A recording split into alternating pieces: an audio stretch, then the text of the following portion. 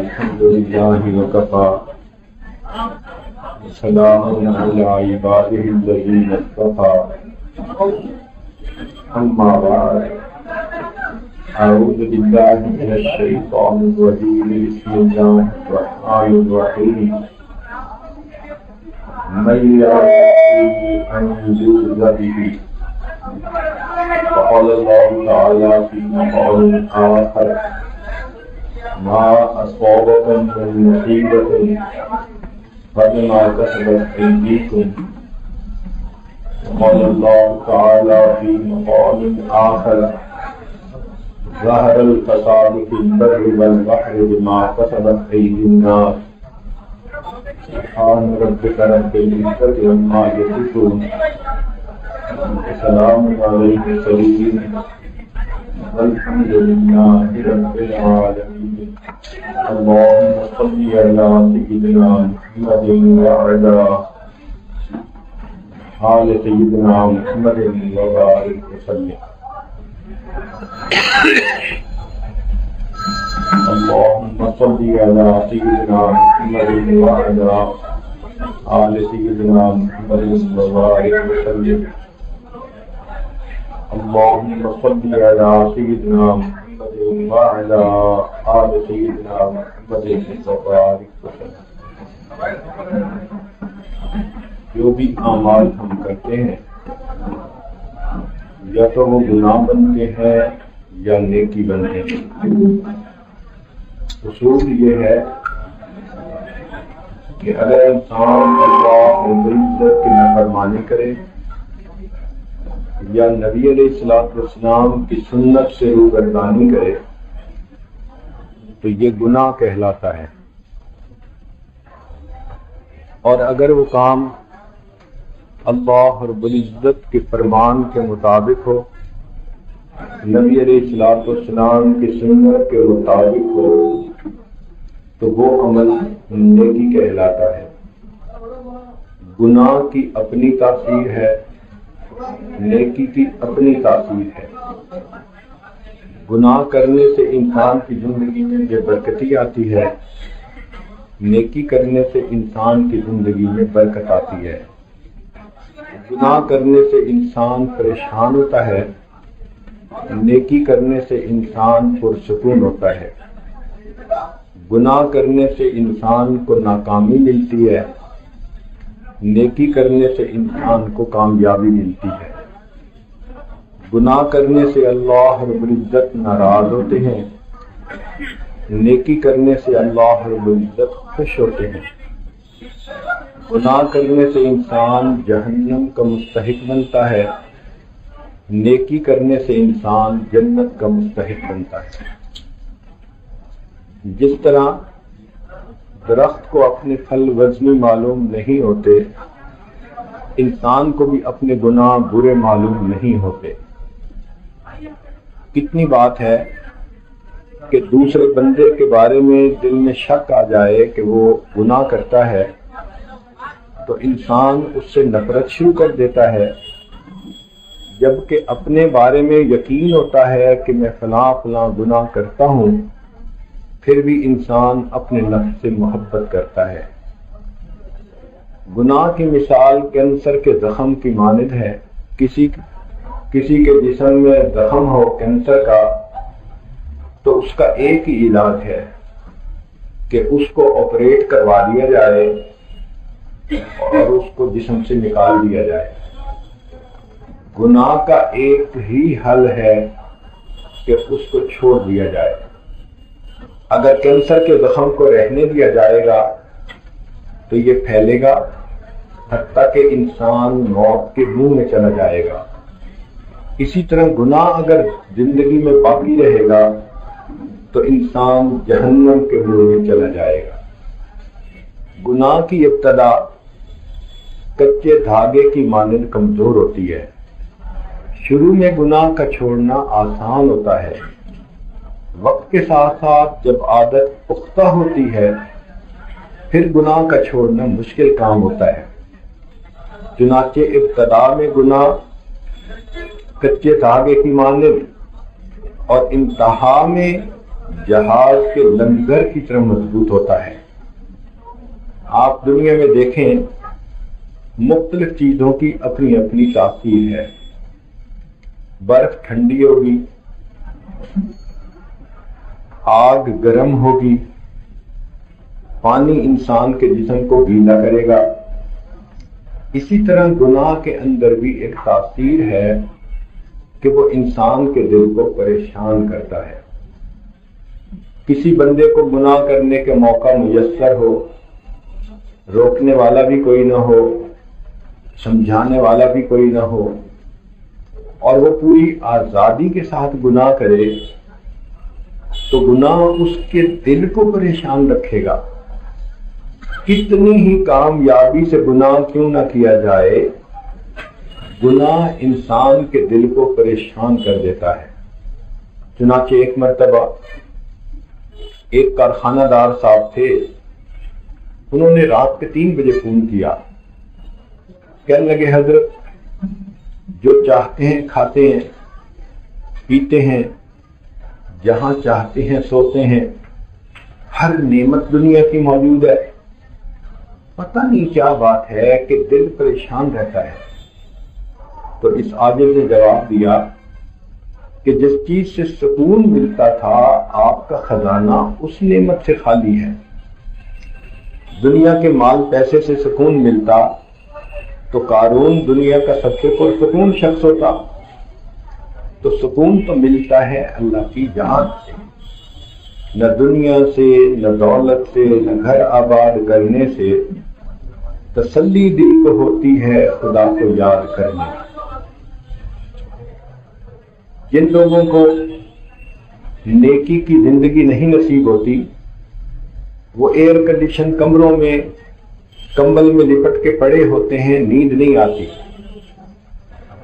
اور جو لوگ نیکی والی زندگی گزارتے ہیں، ہم نے دیکھا کہ وہ لوگ خشک روٹی تو کھاتے ہیں مگر پرسکون زندگی گزارتے ہیں۔ ایک مرتبہ ہم نے مسجد کا لنٹر ڈالنا تھا، RCC، تو مزدور ڈے اینڈ نائٹ کام کرتے رہے۔ دوپہر کے وقت تھوڑی دیر چھٹی ہوئی تو سب ریسٹ کرنے لگے، تو ہم نے ایک مزدور کو دیکھا کہ کنکریٹ کے اوپر بغیر تکیے کے ویسے ہی دھوپ کے اندر پڑا ہوا میٹھی نیند سو رہا تھا۔ اس کو دیکھ کر مجھے خیال آیا کتنی تسکین ہے وابستہ تیرے نام کے ساتھ، نیند کانٹوں پہ بھی آ جاتی ہے آرام کے ساتھ۔ تو جو لوگ اللہ کی یاد میں زندگی گزارتے ہیں ان کے دل پرسکون ہوتے ہیں، اور جن لوگوں کے پاس نیکی والی زندگی نہیں ہوتی، ظاہر میں کاریں بھی ہوں، بہاریں بھی ہوں، روٹی بھی ہو، روٹی بھی ہو، اس کے باوجود ان لوگوں کی زندگیوں میں سکون نہیں ہوتا، پریشان رہتے ہیں۔ آپ غور کریں، آج کی زندگی میں مادی سہولیات کی انتہا ہے۔ کھانے پینے میں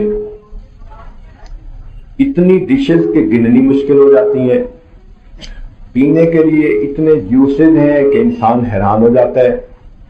مکانات دیکھو تو محل کی مانند، سواریاں دیکھو تو کاریں ایک سے بڑھ کر ایک، بجلی کی نعمت، پنکھے کی نعمت، ریفریجریٹر، سفر کرنے کے لیے ریل گاڑی، جہاز، ٹیلی فون کی سہولت، تو کتنی سہولتیں زندگی میں آ گئیں مگر انسان کی زندگی میں سکون پیدا نہ ہوا۔ اس کی وجہ یہ کہ ان چیزوں سے سکون نہیں ملتا، سکون اللہ تعالیٰ کی یاد سے ملتا ہے۔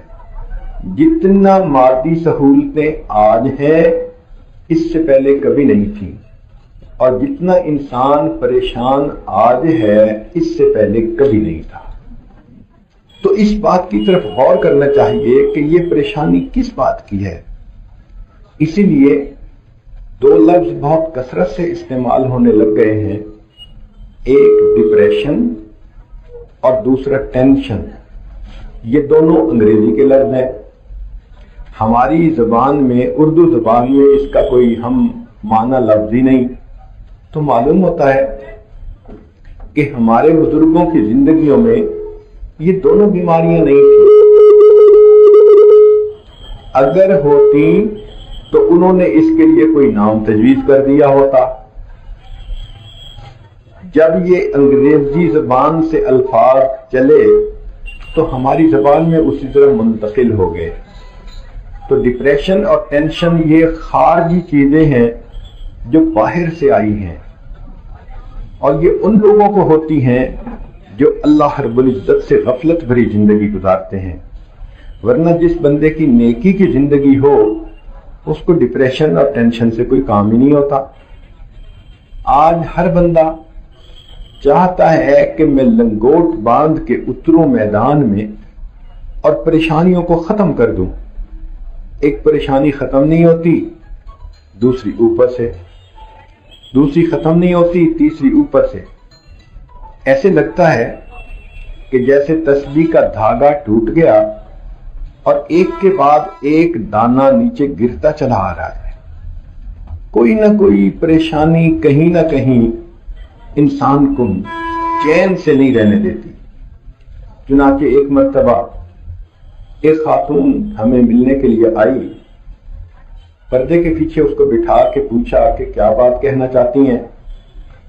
وہ کہنے لگی کہ میرا خامد بڑا انڈسٹریلسٹ ہے، اربوں پتی انسان ہے، اور وہ مجھے بہت محبت پیار سے رکھتا ہے. محل نما گھر ہے، زندگی کی ہر سہولت اللہ نے دی ہوئی ہے،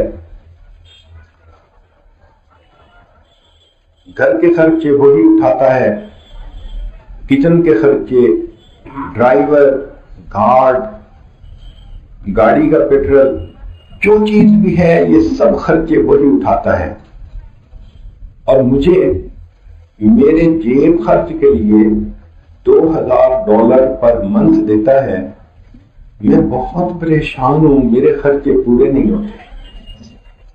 اس کی بات سن کر مجھے حیرانی ہوئی کہ یہ خاتون کہہ رہی ہے کہ خامد نے مجھے اتنے محبت پیار سے رکھا ہوا ہے اور ذاتی خرچوں کے لیے $2000 پر منتھ دیتا ہے، اور یہ کہتی ہے کہ میرے خرچے پورے نہیں ہوتے. تو پھر اس کو یہ بات سمجھائی کہ تمہیں اگر 2 کی جگہ 4000 بھی مل جائیں تو تمہاری پریشانی ختم نہیں ہوگی. وہ کہنے لگی کیوں؟ تو بتایا اس لیے کہ آپ کی زندگی میں نہ پردہ ہے، نہ شریعت کا عمل ہے، ایک عام رسمی رواجی سی زندگی ہے. تو ایسی زندگی سے تو انسان کو کبھی بھی سکون نہیں مل سکتا. اگر آپ سکون چاہتی ہیں تو آپ کو چاہیے کہ باپردہ زندگی گزاریں، نیکوکاری کی زندگی گزاریں، آپ کو سکون مل جائے گا. چنانچہ وہ عورت چلی گئی. کوئی 2 مہینے کے بعد اس نے فون کیا اور کہنے لگی کہ میں اس قدر پرسکون زندگی گزار رہی ہوں کہ میں آپ کو پورے الفاظ میں بتا بھی نہیں سکتی، اور یہ بھی کہنا چاہتی ہوں کہ وہ جو $2000 مجھے دیتے تھے میرے میاں، میرے خرچے تو 500-700 میں پورے ہو جاتے ہیں، اور بقیہ پیسہ میں غریبوں، بیواؤں اور یتیموں میں تقسیم کر دیتی ہوں. میں بہت پرسکون زندگی گزار رہی ہوں.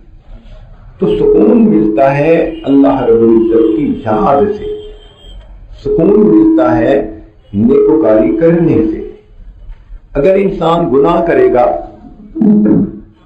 کیا مصیبت یہ، اگر انسان گناہ کرے گا تو گناہ انسان کو کسی نہ کسی طرح پریشان رکھے گا. گناہ انسان کو کسی نہ کسی طرح پریشان رکھے گا، چاہے اس کے پاس عہدہ ہو، کرسی ہو، مال ہو، دنیا کی شہرت ہو، مگر اس کا دل بے سکون ہوگا. دل کا سکون ملتا ہے اللہ کی یاد کے ساتھ. اللہ تعالیٰ نے قرآن مجید میں فرما دیا، الا بذکر اللہ تطمئن القلوب، جان لو اللہ تعالیٰ کی یاد کے ساتھ دلوں کا اطمینان وابستہ ہے. جب انسان گناہ کرتا ہے، من مانی کی زندگی گزارتا ہے، اللہ تعالیٰ اس کے رزق میں، وقت میں، صحت میں سے برکت نکال لیتے ہیں. صحت میں سے برکت نکل جاتی ہے. گھر کا کوئی نہ کوئی بندہ ڈاکٹر کے پاس جاتا رہتا ہے. کبھی خود بیمار، کبھی بیوی بیمار، کبھی بچے بیمار. کوئی نہ کوئی ایسا ہوتا ہے کہ ڈاکٹر کے پاس جاتا ہی رہتا ہے. جب وقت میں سے برکت نکال لی جاتی ہے تو کام ہی کوئی نہیں سمٹتا. انسان کوششیں کرتا رہ جاتا ہے، میں یہ کام کر لوں، وہ کام کر لوں. سارے کام ادھورے، وقت نکل جاتا ہے انسان کے ہاتھ میں سے. اور جب رزق میں سے برکت نکل جاتی ہے تو گھر کے جتنے بندے ہوتے ہیں سارے نوکریاں کر رہے ہوتے ہیں مگر خرچے پھر بھی پورے نہیں ہوتے. اس کی وجہ کیا ہے کہ اللہ تعالیٰ برکت نکال لیتے ہیں. صحابہ رضی اللہ تعالیٰ عنہ نیکوکاری کی زندگی گزارتے تھے.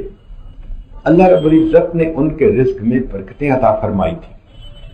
چنانچہ ایک واقعہ میں اکثر دوستوں کو سناتا ہوں کہ ایک صحابی قضاء حاجت کے لیے باہر تشریف لے گئے. جہاں وہ پیشاب کرنے کے لیے بیٹھے قریب ایک سوراخ تھا زمین میں، اس میں سے چوہا نکلا. چوہے کے سوراخ کو بل کہتے ہیں. تو بل میں سے چوہا نکلا اور اس نے درہم دینار اس کے منہ میں تھے باہر رکھ دیا. پھر گیا، پھر دوسرا دینار رکھ دیا، پھر تیسری مرتبہ تیسرا دینار نکال کے لایا. یہ صحابی جب اپنی ضرورت سے فارغ ہوئے تو یہ حیران ہوئے کہ ان کے سامنے 3-4 دینار پڑے تھے. انہوں نے ان کو اٹھا لیا. صحابہ رضی اللہ عنہم کی ایک خوبصورت عادت تھی کہ ہر نئی پیش آنے والی بات کو وہ نبی علیہ السلام سے پوچھا کرتے تھے.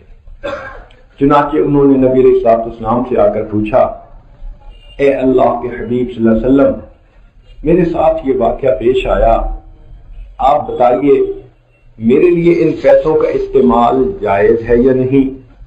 تو نبی علیہ السلام نے بتلایا کہ یہ اللہ نے تمہیں غیب سے رزق دینے کا بندوبست کیا ہے. جب ہم یہ واقعہ پڑھتے ہیں تو سوچتے ہیں کہ غور کیجئے، صحابہ رضی اللہ عنہم کو بلوں سے رزق ملتا تھا اور آج ہمیں مہینے میں جو رزق ملتا ہے وہ سب بلوں میں چلا جاتا ہے. یہ بجلی کا بل، یہ گیس کا بل، یہ ڈیزل کا بل، یہ انشورنس کا بل، یہ ڈاکٹر کا بل، وہ بلوں میں ہی سب کچھ دے بیٹھتے ہیں، ہاتھ میں ہمارے کچھ بھی نہیں بچتا. اس کی وجہ یہ ہوتی ہے کہ رزق کے اندر برکت نہیں ہوتی. جنید بغدادی رحمت اللہ علیہ کے پاس ایک آدمی آیا، حضرت میں حج کے لیے جا رہا ہوں. تو حضرت نے اس کو چونی دے دی، بھئی یہ لے جاؤ، ضرورت ہو تو خرچ کر لینا. چنانچہ وہ اپنے ساتھ چونی لے کر چلا. جب گاؤں کے باہر نکلا تو ایک قافلے والے جا رہے تھے. سلام دعا ہوئی. انہوں نے کہا کہ تم نے اگر حج پر جانا ہے تو ایک اونٹ ہمارے پاس خالی ہے، اس پہ بیٹھ جاؤ. یہ اونٹ پہ سوار ہو گئے. قافلے والے سارا راستہ ان کی مہمان نوازی بھی کرتے رہے اور انہوں نے بڑے اچھے طریقے سے حج ادا کیا. واپس آنے لگے تو ایک اور قافلے والے نے کہہ دیا کہ ہمارے ساتھ ایک حاجی صاحب آئے تھے، فوت ہو گئے، ان کا اونٹ خالی جائے گا، آپ جانا چاہتے ہیں تو ہمارے ساتھ آ جائیں. وہ ان کے ساتھ ہو لیا. اب واپسی پہ ان قافلے والوں نے ان کی خوب خدمت کی، مہمان نوازی کی، حتیٰ کہ ان کو لا کر انہوں نے گاؤں میں اتار دیا. یہ جنید بغدادی رحمت اللہ علیہ کو ملنے کے لیے آئے. حضرت نے پوچھا، سناؤ بھائی حج کیسے رہا؟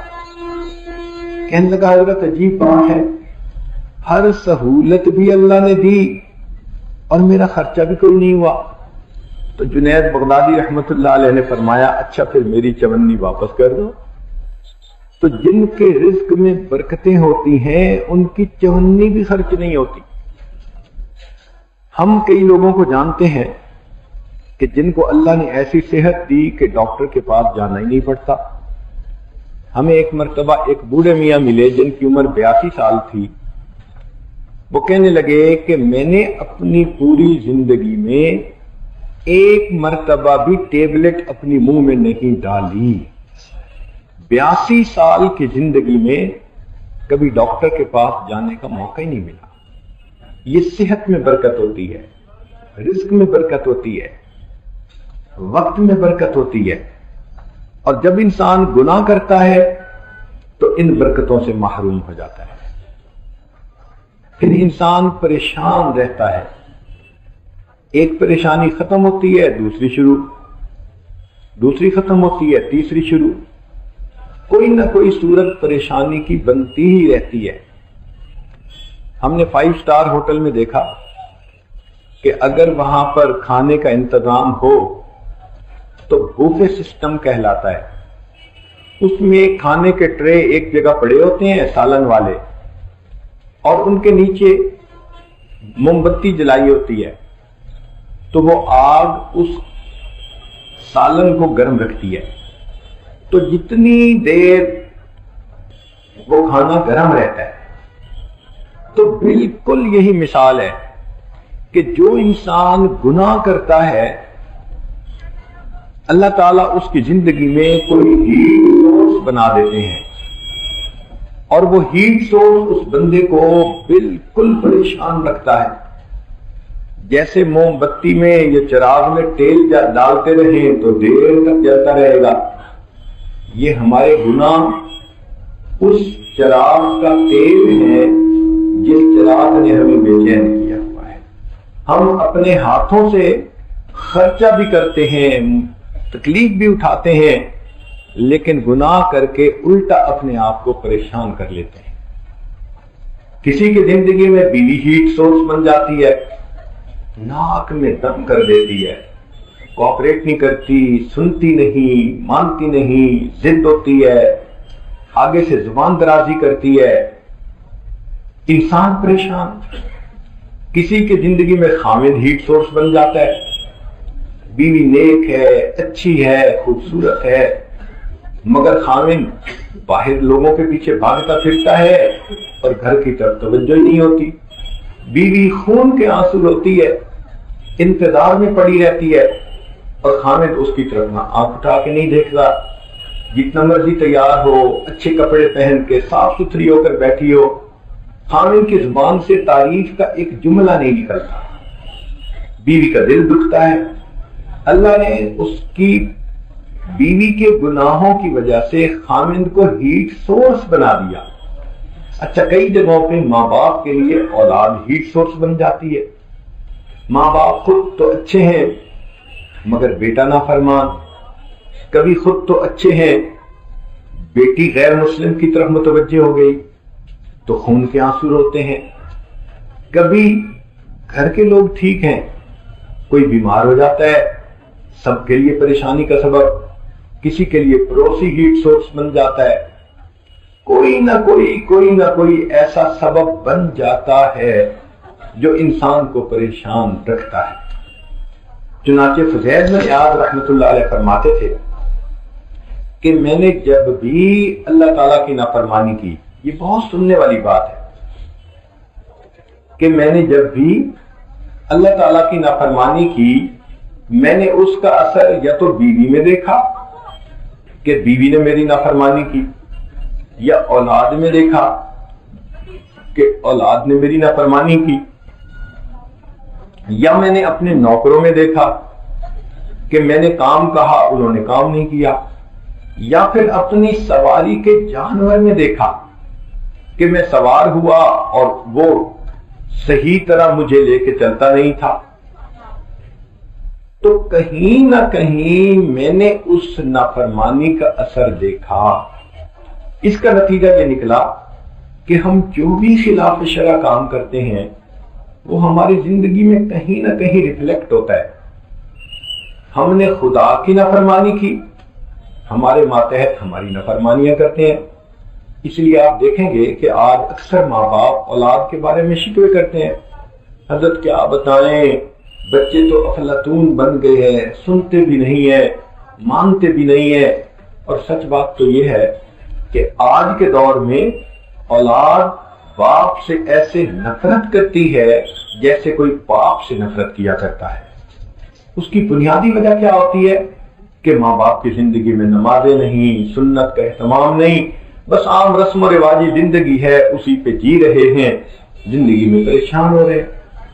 تو گناہ کی ایک سزا تو آخرت میں ملے گی، مگر ایک سزا اس دنیا میں بھی ہے، اور وہ یہ کہ گناہ کرنے والا بندہ سکون کی زندگی نہیں گزار پاتا، پریشانی کی زندگی گزارتا ہے.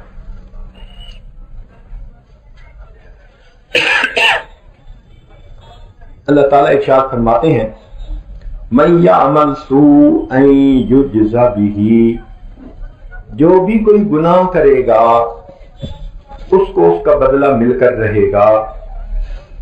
اس کی مثال ایسے کہ جو بھی بجلی کو ہاتھ لگائے گا جھٹکا پڑ کر رہے گا. اسی طرح گناہ بجلی کی مانند ہے. بجلی کی ننگی تار کو ہاتھ لگانے سے جیسے جھٹکا پڑتا ہے، ایسے گناہ کو ہاتھ لگانے سے پریشانی کا جھٹکا پڑتا ہے. ہم اس کو محسوس نہیں کرتے اور ہم بھاگے پھرتے ہیں عاملین کے پاس، اور وہ انسان کی توجہ ہی اور طرف کر دیتے ہیں. لگتے ہیں کسی نے کچھ کیا ہوا ہے، اور ہمارے ذہن میں پہلے سے سٹوریاں بنی ہوئی ہوتی ہیں. ہاں پھپھو نے کچھ کر دیا، خالہ نے کچھ کر دیا، ہمسائے نے کچھ کر دیا، فلاں نے کچھ کر دیا. ہم لوگوں کو چھوٹا خدا بنا لیتے ہیں. نہ کوئی نفع دے سکتا ہے نہ کوئی نقصان دے سکتا ہے جب تک میرا اللہ نہ چاہے. تو ہم کیوں پریشان ہوتے ہیں؟ کسی نے ہمیں نہیں پریشان کیا ہوا، ہماری بدعمالیوں نے ہمیں پریشان کیا ہوا ہے. ہم اپنے عملوں کی طرف دیکھیں اور گناہوں سے توبہ کر لیں تو پریشانیاں خود بخود ختم ہو جائیں گی. تو فرمایا مَن یعمل سوءًا یجز بہ، جو گناہ کرے گا بدلہ مل کر رہے گا. تو ہمارے مشائخ نے لکھا کہ گناہ کی سزا 3 صورتوں میں ملتی ہے. پہلی صورت کو کہتے ہیں نکیر. نکیر کا مطلب نقد سزا. بچے نے نافرمانی کی تو تھپڑ پڑا، بندے نے نافرمانی کی اللہ تعالیٰ نے کوئی مصیبت بھیج دی. اس لیے فرمایا ما اصابکم من مصیبت فبما کسبت ایدیکم، تمہیں جو بھی مصیبت پہنچتی ہے وہ تمہارے ہاتھوں کی کمائی ہے. تم کام ایسے کرتے ہو جو الٹا تمہاری پریشانی کا سبب بنتے ہیں. چنانچہ کئی مرتبہ تو گناہ کی نقد سزا مل جاتی ہے، اسی دنیا میں مل جاتی ہے.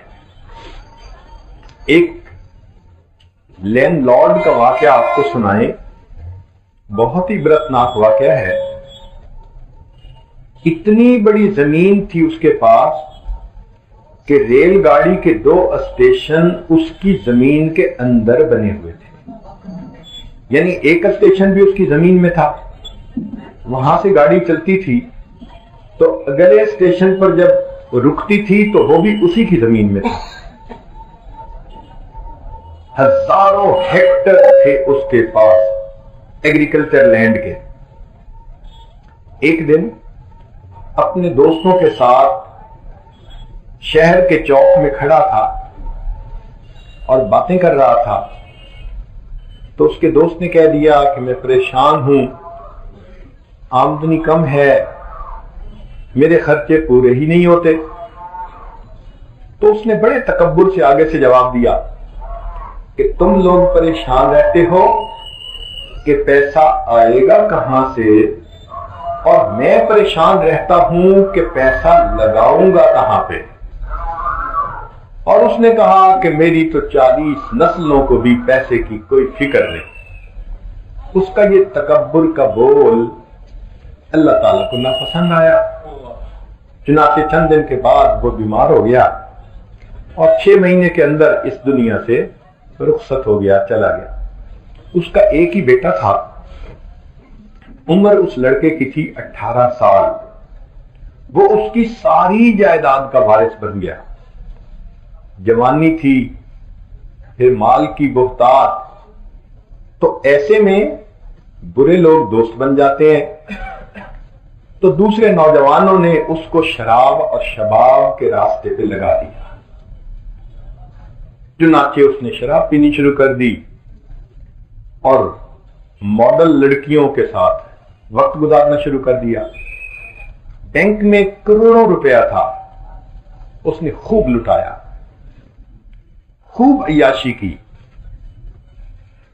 1-2 سال کے بعد اس کو کسی نے باہر کا راستہ دکھایا کہ وہاں کے کلبوں میں تو حسن اور بھی زیادہ ہوتا ہے. چنانچہ یہ باہر ملک جاتا اور وہاں کسینوں میں رات گزارتا. بس اس کا ایک ہی کام تھا، اس کو اپنی نفسانی خواہش پوری کرنے کے لیے روز نئے سے نئے چہرہ چاہیے تھا. لوگ سمجھاتے، کسی کی بات پہ کان ہی نہ دھرتا. جب اس نے 2-4 سال خوب عیاشی میں وقت گزارا تو بینک میں جتنا اکاؤنٹ تھا سب کا سب ختم ہو گیا. اب یہ کیا کرتا کہ زمین کا ٹکڑا بیچتا، جو پیسے ملتے تو باہر کا ٹور لگاتا، پھر زمین کا ٹکڑا بیچتا. اس نے اپنی زندگی کے 8-10 سال اسی طرح خوب عیاشی میں گزارے. ساری ساری رات جاگنے کی وجہ سے اور ساری ساری رات جنسی کاموں میں مشغول رہنے کی وجہ سے 8-10 سال میں اس بچے کی صحت اتنی خراب ہو گئی کہ یہ ہڈیوں کا ڈھانچہ بن گیا. ایک وقت آیا کہ اس نے اپنا مکان بھی بیچ دیا. اب اس کے پاس کچھ نہیں تھا جو اس کی ملکیت ہوتا. نشے کا بھی عادی تھا، ضرورت ہوتی تو یہ پھر لوگوں سے بھیک مانگتا. آپ غور کیجئے، شہر کے جس چوک میں باپ نے کھڑے ہو کے تکبر کا بول بولا تھا کہ تم کہتے ہو پیسہ آئے گا کہاں سے اور میں سوچتا ہوں پیسہ لگاؤں گا کہاں پہ، میری تو 40 نسلوں کو پرواہ نہیں، اسی باپ کا بیٹا اسی چوک کے اندر کھڑا ہو کر لوگوں سے بھیک مانگا کرتا تھا. تو بسا اوقات اللہ نقد سزا دے دیتے ہیں، دکھا دیتے ہیں. تو گناہ کی سزا 3 صورتوں میں ملتی ہے. پہلی صورت کو کہتے ہیں نکیر، کہ غلطی کی اور تھپڑ لگ گیا. کئی لوگوں کو دیکھا کہ گناہوں سے اس لیے بچتے ہیں کہ جی گناہ کرتے ہیں تو یہ ٹھیک نہیں ہوتا، وہ ٹھیک نہیں ہوتا. چلو کم از کم گناہ سے تو بچے.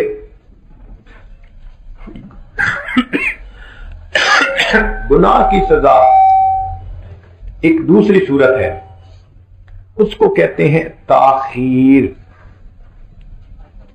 کہ انسان کی گناہوں پہ سزا تو ملتی ہے مگر کچھ عرصے کے بعد ٹائم ڈیلے ہوتا ہے. اس کی مثال سن لیجئے. جنید بغدادی رحمت اللہ علیہ کا ایک شاگرد تھا، حافظ قرآن تھا. ساتھ جا رہا تھا، ایک جگہ پر ایک نصرانی لڑکا کھڑا تھا جو بہت خوبصورت تھا.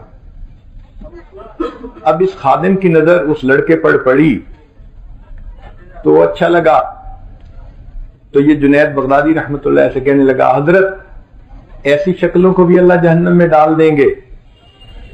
حضرت نے فرمایا کہ لگتا ہے کہ تم نے بدنظری کی ہے، توبہ کر لو. وہ کہنے لگا نہیں نہیں، میں نے بدنظری تو نہیں کی، بس میں ویسے ہی پوچھ رہا تھا. اس نے توبہ نہ کی. اس بدنظری کے ایک گناہ کی وجہ سے یہ خادم حافظ قرآن تھا، 20 سال کے بعد قرآن مجید کو بھول گیا. چنانچہ اس کو تاخیر کہتے ہیں کہ انسان کو نقد تو سزا نہیں ملتی، کچھ ٹائم کے بعد سزا ملتی ہے. اس کی مثال یہ کہ گناہ کیا، فوری سزا نہیں ملتی، 5-7 साल के बाद कारोबार ठप। हजरत, एक वक्त था मट्टी को हाथ लगाते थे सोना बन जाती थी, आज तो मैं सोने को हाथ लगाता हूं मट्टी बन जाता है। हाँ, जब वक्त था अल्लाह की नेमतों का, उस वक्त हमने नेकी करने के बजाय गुनाह को इख्तियार किया और कुछ अरसे के बाद अल्लाह ने दी हुई नेमतों को वापस ले लिया। जो परवरदिगार नेमतें देना जानता है, वो परवरदिगार नेमतें लेना भी जानता है। तो इसको ताखीर कहते हैं। इसकी एक और मिसाल कि इंसान जवानी में ख्वाहिशात भरी जिंदगी गुजारता है और अल्लाह ताला बुढ़ापे में उसकी बीवी को नाफरमान बना देते हैं। ये इतनी बड़ी सजा है कि औलाद बड़ी हो जाए तो औलाद तो मां के साथ होती है। ऐसे वक्त में जबकि औलाद मां का साथ दे रही हो और बीवी खामिद की नाफरमान बन जाए, तो जितना उस बंदे का बुढ़ापा खराब होता है, इतना इबरतनाक अंजाम कहीं नहीं हो सकता।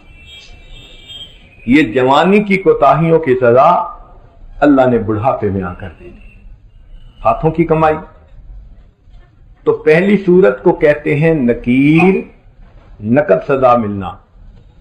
दूसरे को कहते हैं ताखीर, कुछ अरसे के बाद सजा मिलना। और तीसरे को कहते हैं खुफिया तदबीर, कि अल्लाह ताला गुनाह करने की वजह से बंदे से खफा हो जाते हैं, वो फिर ऐसे उसको सजा देते हैं कि उसको पता भी नहीं चलता। मिसाल के तौर पे काम अधूरे।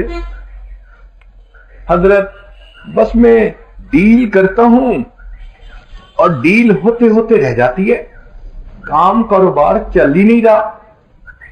हजरत, मैंने 4 कंटेनर बाहर एक्सपोर्ट किए, एक फलां जगह रुक गया, 2 फलां जगह रुक गए और मुझे उनसे वापस पैसे ही नहीं मिलते। ये अल्लाह रब्बुल इज्जत की खुफिया तदबीर होती है कि बंदे के कामों को ऐसे नामुकम्मल कर दिया जाता है कि उसको काम मुकम्मल करने की तौफीक ही नहीं हो पाती। चुनाचे घर में 3 जवान बच्चियां हैं, रिश्ते नहीं आते। बच्चियां शक्ल की भी अच्छी, अकल की भी अच्छी, लिखी पढ़ी भी हैं। लोग आते हैं और देख के तारीफें भी करते हैं, फिर वापस जाके दोबारा नाम ही नहीं लेते। अब जिस आदमी के घर में 3 बच्चियां जवान हो और उसके पास बच्चियों के रिश्ते ना आए, तो जो मां बाप का दिल दुखी होता है, वो दूसरा बंदा उसका अंदाजा भी नहीं लगा सकता। बेटी की नेमत है ना, ये तो नहीं हो सकता कि खुद हाथ पकड़ के किसी के पास छोड़ आए। उसकी तो तमन्ना यही होती है ना कि कोई मेरे पास आके प्रपोज करे, कोई आता ही नहीं।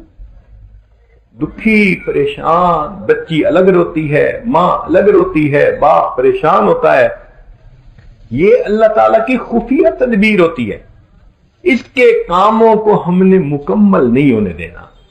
अधूरे काम, जिस काम में हाथ डाले वही अधूरा। ये अल्लाह ताला की खुफिया तदबीर। और कई मर्तबा इंसान अमलों से ऐसे महरूम होता है कि पता भी नहीं चलता।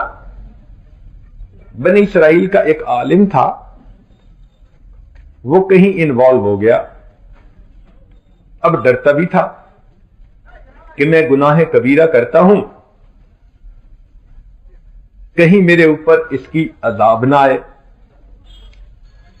तो वो इर्द गिर्द जरा देखता, जो नेमतें उसके पास थीं वो सारी उसी तरह। तो वो हैरान भी होता कि मैं गुनाह भी कर रहा हूं और नेमतें भी सलामत हैं। तो एक दिन उसने कहा, या अल्लाह, तू कितना हिल्म वाला है, मैं तो गुनाह कर रहा हूं और आपने अपनी नेमतें उसी तरह बाकी रखी हुई हैं। तो इल्हाम हुआ, मेरे बंदे, नेमतें तेरे ऊपर उसी तरह नहीं, तू नेमतों से महरूम हो रहा है, तुझे उसका पता नहीं चल रहा। या अल्लाह, मैं किस नेमत से महरूम हुआ? तो इल्हाम हुआ कि जिस दिन से तूने कबीरा गुनाह करना शुरू किया, ہم نے اس دن سے رات کے آخری پہر میں مناجات میں جو تو رویا کرتا تھا اس نعمت سے تمہیں محروم کر دیا۔ تب اس کو پتہ چلا کہ واقعی گناہ کے دنوں میں مجھے رونا ہی نہیں آتا تھا۔ کیا پتا یہ گناہ کی سزا ہو کہ تکبیر اولیٰ کی توفیق نہیں، یہ گناہ کی سزا ہے کہ تہجد کی توفیق نہیں۔ آج تو ہم یہ سوچتے ہیں نا ہم تہجد نہیں پڑھتے، ایسی بات نہیں ہے۔ یوں سوچیں کہ میرے اعمال ایسے ہیں کہ تہجد کا وقت اللہ کے پیارے بندوں کے اٹھنے کا وقت ہوتا ہے، اس وقت اللہ تعالیٰ میری شکل کو دیکھنا بھی پسند نہیں فرماتے، تو فرشتے بھیج کے مجھے تھپکیاں دے کے سلا دیتے ہیں، پڑے رہو، میں نہیں چاہتا میں تمہاری شکل دیکھوں۔ تو گناہ کی سزا کی تین صورتیں، یا تو نکیر نقد سزا، یا تاخیر کچھ وقت کے بعد سزا، یا خفیہ تدبیر کہ ایسی طرح سے سزا کہ بندے کو پتہ بھی نہیں چلتا۔ اسی لیے ایک اصول کی بات یاد رکھیں کہ جب انسان پر اللہ رب العزت کی نعمتوں کی بہتات ہو اور پھر وہ گناہوں میں پڑا ہوا ہو تو یہ خطرے کی گھنٹی ہوتی ہے کہ اب رسی کھینچے گی اور اس بندے کا گلا دبایا جائے گا۔ تو بہتر یہ ہے کہ انسان نعمتوں کی موجودگی میں اللہ سے سلو کر لے، اللہ کی نافرمانی کو چھوڑے، اللہ سے دوستی کر لے اور اللہ کے فرمانبردار بندوں میں شمار ہو جائے۔ ہمارے اکابر کو اللہ تعالیٰ جزائے خیر عطا فرمائے، انہوں نے ایکسپلین کیا کہ نیکی سے انسان کا دل منور ہوتا ہے، گناہوں سے انسان کا دل سیاہ ہوتا ہے۔ دل منور ہو تو اس کی بھی علامات، اور دل سیاہ ہو تو اس کی بھی علامات۔ تو یہ ایک لٹمس ٹیسٹ مل گیا، ہر انسان خود دیکھ سکتا ہے کہ میرا دل منور ہے یا میرا دل سیاہ ہے۔ تو دل سیاہ ہونے کی تین علامتیں ہیں۔ پہلی علامت کہ گناہوں کی جھجک ختم ہو جاتی ہے،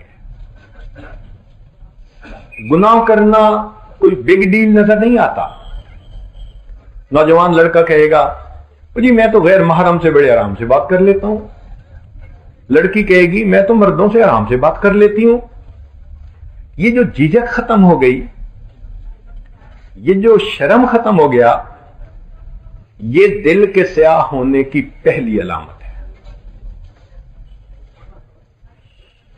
دوسری علامت کہ نیکی کرنا بوجھ محسوس ہوتا ہے، تہجد میں اٹھنا بوجھ، فجر میں اٹھنا بوجھ، مسجد میں جا کے نماز پڑھنا بوجھ،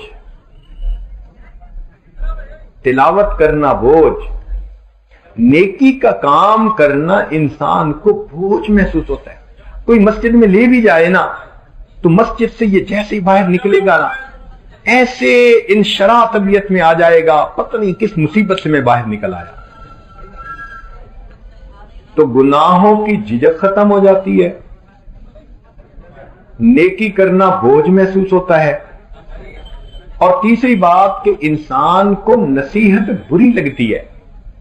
اگر کوئی بندہ اس کو نیکی کی بات کر دے، بھئی نماز پڑھا کرو، اچھا جی میں نے اپنی قبر میں جانا ہے، تم نے اپنی قبر میں جانا ہے، بیوی کو کہو کہ نماز کی پابندی کیا کرو، تو وہ آگے سے کہ تمہاری بہن بڑی نمازیں پڑھتی ہے۔ تو نصیحت کا برا لگنا، تو یہ تین علامتیں ہیں دل کے سیاہ ہونے کی۔ گناہ کی جھجک ختم ہو جاتی ہے، نیکی بوجھل معلوم ہوتی ہے، نصیحت بری لگتی ہے، میں اسے سمجھوں دشمن جو مجھے سمجھائے ہے۔ جو سمجھانے لگتا ہے وہی برا لگتا ہے، ماں سمجھائے تو بری، بات سمجھائے تو بری، بیوی کوئی اچھی بات کرنا چاہے تو وہ بری۔ تو یہ تین علامتیں بتاتی ہیں کہ دل سیاہ ہو چکا ہے، اور دل کے منور ہونے کی بھی تین علامتیں ہیں۔ پہلی علامت کہ نیکی کرنے والے بندے کے چہرے پہ نور ہوتا ہے، تازگی ہوتی ہے چہرے پہ، عمر جتنی ہو جائے مگر چہرے پہ نیکی کا نور ہوتا ہے۔ آپ نے اگر فرق دیکھنا ہو تو کبھی یہ پاپ سٹار کے چہروں کو بھی دیکھ لیں، ہوائیاں اڑی ہوئی، بال بکھرے ہوئے، چہرے پہ ایسی نحوست ہوتی ہے، آنکھوں سے انسان کو نظر آتی ہے۔ اور دوسری طرف اللہ والوں کے چہروں کو دیکھیں، ایسی معصومیت، ایسی جاذبیت کہ انسان کا دل کھنچتا ہے، دیکھتے دیکھتے طبیعت نہیں بھرتی۔ تو دل منور ہونے کی 3 علامتیں، پہلی علامت چہرے پہ نور، اور دوسری علامت ان کے دل میں سرور، چنانچہ وہ اپنے اللہ سے راضی ہوتے ہیں، خوش ہوتے ہیں۔ اللہ جس حال میں انہیں رکھتا ہے وہ اس حال میں اپنے مولا سے راضی ہوتے ہیں، پرسکون زندگی ہوتی ہے۔ اور تیسری بات کہ پھر ان کے کاموں میں اللہ تعالیٰ کی مدد ہوتی ہے، چنانچہ جو کام وہ کرنا چاہیں کڑیاں ہی جڑتی چلی جاتی ہیں، خود بخود کام ہو جاتے ہیں، ایسے لگتا ہے کوئی غیبی طاقت ان کے کاموں کو سیدھا کر دیتی ہے۔ تو 3 علامتیں دل کے سیاہ ہونے کی اور 3 علامتیں دل کے منور ہونے کی۔ منور ہونے کی علامتیں دل میں سرور، چہرے پہ نور، کاموں میں اللہ رب العزت کی مدد۔ تو ہم کوشش کریں کہ ہم اپنے سیاہ دلوں کو منور بنائیں، گناہوں سے توبہ کر کے اللہ سے اپنا تعلق جوڑیں اور ایک نئی زندگی گزارنے کا آج دل میں ارادہ کریں۔ حضرت مفتی محمد شفیع رحمۃ اللہ علیہ نے ایک عجیب بات لکھی ہے، توجہ سے سنیے چونکہ یہ عاجز اپنی بات کو مکمل کرنا چاہتا ہے۔ وہ فرماتے ہیں کہ قرآن مجید میں اللہ تعالیٰ کا فرمان ہے، مَن یعمل سوءًا یجز بہ، جو بھی گناہ کرے گا اس کو بدلہ مل کر رہے گا۔ تو فرماتے ہیں کہ گناہ کا بدلہ آگ میں جلنا ہے، لہذا جو بندہ بھی گناہ کرے گا اس کو آگ میں جلنا پڑے گا۔ جو بندہ بھی گناہ کرے گا اس کو اس گناہ کی وجہ سے آگ میں جلنا پڑے گا۔ مگر فرماتے ہیں آگ ہے 2 قسم کی، ایک آگ تو یہ ہے کہ دنیا میں اس گناہ پر ندامت ہو، شرمندگی ہو اور انسان کا دل کڑھے کہ میں نے کیوں گناہ کیا، اس کو ندامت کی آگ کہتے ہیں۔ تو اگر تو وہ بندہ اس دنیا کی ندامت کی آگ میں اپنے آپ کو جلا لے تو آخرت کی آگ سے آزاد ہو جائے گا، اور اگر دنیا میں ندامت کی آگ میں نہیں جلے گا تو پھر اس بندے کو یقیناً جہنم کی آگ میں جلنا پڑے گا۔ اب دونوں میں سے جو آسان ہے اس کو اختیار کیجئے۔ ہم وہ لوگ ہیں دھوپ کی گرمی تو ہم سے برداشت نہیں ہوتی، جہنم کی گرمی کیسے برداشت ہوگی؟ عورتیں کھانا بناتے ہوئے کبھی انگلی جلا بیٹھیں، 1 مہینہ تک اس کی درد نہیں جاتی، انگلی کے جلنے پہ اتنی سزا ہے، جب پورا جسم آگ میں جل رہا ہوگا اس وقت تو وہاں کوئی ساتھی بھی نہیں ہوگا۔ اب تو گھبرا کے یہ کہتے ہیں کہ مر جائیں گے، مر کے بھی چین نہ پایا تو کدھر جائیں گے۔ تو آج وقت ہے ہم اپنے گناہوں سے سچی پکی توبہ کر لیں، اپنے اللہ سے دوستی کر لیں، اللہ کے فرمانبردار بندوں میں شامل ہو جائیں اور آئندہ نیکوکاری کی زندگی گزاریں۔ اللہ تعالیٰ ہمیں اپنے مقبول بندوں میں شامل فرمائے۔ وآخر دعوانا ان الحمد للہ رب العالمین۔